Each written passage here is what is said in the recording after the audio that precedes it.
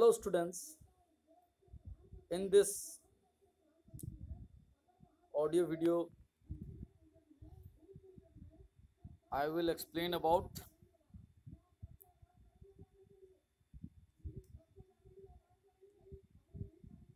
we are in production possibility curve. I have explained up to production possibility curve, production possibility schedule and curve. Yeah, I have explained up to here. We have to now study from today. If in this audio video we will understand features of production possibility curve.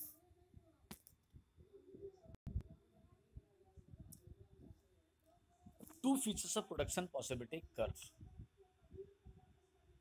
PPC slopes downward. A production possibility curve slopes downward from left to right because under the condition of full employment of resources, production of one good can be increased only after sacrificing production of some quantity of the other good. Production possibility का जो graph बनेगा वो downward sloping होता है, यानी पहले ऊपर रहेगा, धीरे धीरे अगर y को सेक्रीफाइस करेंगे तो x का प्रोडक्शन बढ़ेगा. तो if one is sacrificed other is gained, like demand. So that's why a PPC curve is sloping downward from left to right because under the condition of full employment of resources, अगर resources को हम बेकार नहीं पड़ने दे रहे, पूरा use कर रहे हैं, production of one good can be increased only after sacrificing production of some quantity of the other good. बिल्कुल सही बात. अगर हम y का प्रोडक्शन कम करेंगे तो x का प्रोडक्शन बढ़ेगा, x का कम करेंगे तो y का बढ़ेगा. It is so because resources are scarce, क्योंकि हमारे पास limited resources है. ऐसा नहीं कि जितना मन एक्स में रिसोर्सेज लगा दो, जितना मन वाई में लगा दो. एक लिमिटेड रिसोर्सेज है, उसी में से एक्स और वाई का प्रोडक्शन करना है. Due to this production of both goods can not be increase at the same time. That is why PPC slopes downward. तो ये why PPC curve slopes downward, अगर ऐसा क्वेश्चन हो तो ये इसका आंसर हो गया. फिर है PPC is concave to the origin. Concave to the origin मतलब क्या होता है? ये ऑरिजिन की तरफ क्लोज्ड रहती है, इसका पीठ ऑरिजिन की तरफ नहीं रहता है, बंद रहती है. एक तरफ एक्स एक्सिस को पकड़ी, एक तरफ वाई एक्सिस को टच कर रही है और घिरा हुआ है ऑरिजिन से लेकर के जगह, इनवर्ट है ऑरिजिन की तरफ. तो ये हो गया PPC is concave to the origin. A production possibility curve is concave to the point of origin because of increasing marginal rate of transformation और मार्जिनल रेट ऑफ सब्सटीट्यूशन और इंक्रीजिंग मार्जिनल अपॉर्चुनिटी कॉस्ट. मतलब जब एक unit को x का, अगर जैसे ऊपर वाले एग्जांपल जो हम लोग पहले वाले वीडियो में पढ़े थे, ऑडियो वीडियो में, कि एक्स और वाई दो गुड्स था जिसमें वाई का पहले 21 था, एक्स का 0 था. तो जैसे ही पहले एक्स को वाई को कम किए, 21 से 20 किए, तो वाई का एक्स का 1 यूनिट बढ़ा. लेकिन धीरे धीरे जैसे हम एक्स का ज़्यादा प्रोडक्शन कर रहे हैं तो वाई का ज़्यादा सेक्रीफाइसेस कर रहा है.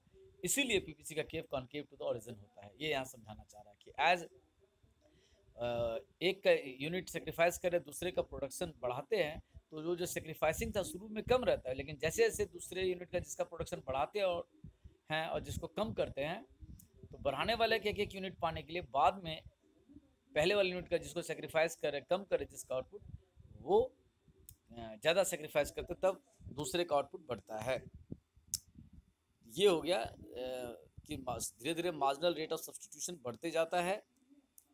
That's why PPC is concave to the origin. यहाँ लिख रहा है स्लोप ऑफ पीपीसी. स्लोप मतलब होता है कि कितने डिग्री का एंगल बनाएगा. Is defined as the quantity of good Y given up in exchange for additional unit of good X. हाँ, अगर यहाँ दिखा रहा है कि जो स्लोप होता है, एंगल होता है, क्या दिखाता है कि पीपीसी कर्व पे कि अगर गुड्स वाई का प्रोडक्शन, गुड्स एक्स का प्रोडक्शन हम लोगों ने बढ़ाया, यानी गुड एक्स का प्रोडक्शन गेन किया, तो उसके लिए कितना गुड वाई को सेक्रीफाइस करना पड़ा.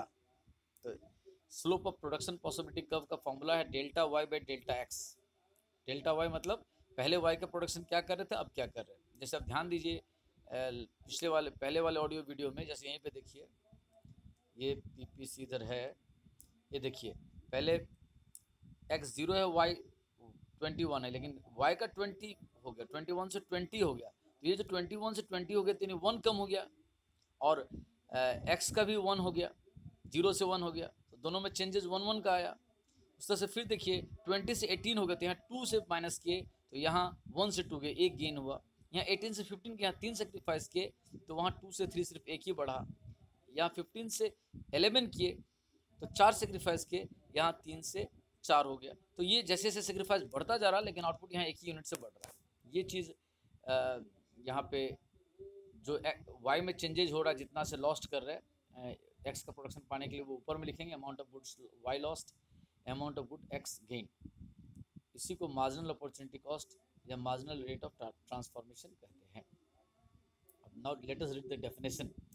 Marginal opportunity cost is opportunity cost of good X gained in terms of good Y given up. अगर एक्स और वाई दो गुड्स का प्रोडक्शन कर रहे हैं और पहले सपोज कीजिए वाई का प्रोडक्शन ज़्यादा कर रहे थे या पूरा कर रहे थे, तो धीरे धीरे वाई का प्रोडक्शन कम करके गुड एक्स का प्रोडक्शन बढ़ा रहे, तो कितना कितना वाई का सेक्रीफाइस कर रहे, तो कितना कितना एक्स का एक एक यूनिट प्रोडक्शन बढ़ रहा है। इस रेशियो के कितना वाई का सेक्रीफाइस किया, कितना एक्स का गेन किया, ये जो आपस का रेशियो है, वाई जिसका प्रोडक्शन घटा रहे उसको ऊपर में लिखेंगे और जिसका प्रोडक्शन बढ़ा रहे उसको नीचे में लिखेंगे। फिर उन दोनों का जो फ्रैक्शनल फॉर्म में जो न्यूमरेटर बाय डिनोमिनेटर रेशियो आएगा, that is MRT, marginal rate of transformation. और जितना से सेक्रीफाइस करे वो हो गया मार्जिनल अपॉर्चुनिटी कॉस्ट।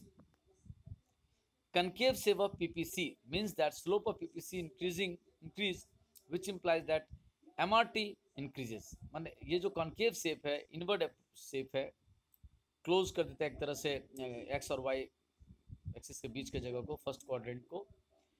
ये बताता है कि जैसे जैसे एक का गेन ज़्यादा करते हैं तो दूसरे का सेक्रीफाइस बढ़ते जाता है, इसीलिए वो कनकेव स्लोप शेप है। It means that for producing an additional unit of a good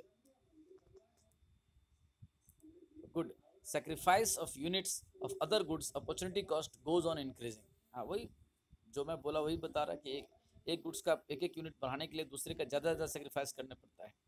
it is because resources are not equally efficient. हाँ, ऐसा नहीं है कि जितना रिसोर्सेज जो वाई में आउटपुट दे रहा है वही एक्स में देगा। हो सकता है एक्स से बेटर आउटपुट वाई में देगा, या हो सकता है वाई से बेटर आउटपुट एक्स में देगा।